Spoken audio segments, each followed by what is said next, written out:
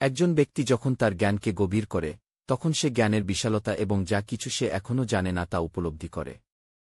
বৌদ্ধিক নম্রতার এই বোধটি তাদের মধ্যে সাধারণ, যারা অধ্যয়ন এবং গবেষণায় নিজেকে উৎসর্গ করে, কারণ ক্রমাগত শেখা মানুষের জ্ঞানের জটিলতা এবং প্রশস্ততা প্রকাশ করে।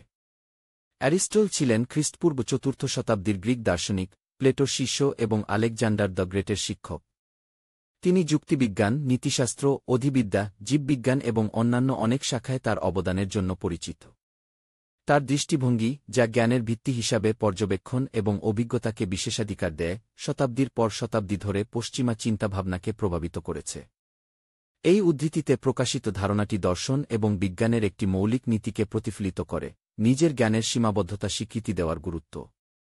এই সচেতনতা দুর্বলতার লক্ষণ নয়, তবে শেখার এবং অন্বেষণ চালিয়ে যাওয়ার অনুপ্রেরণা।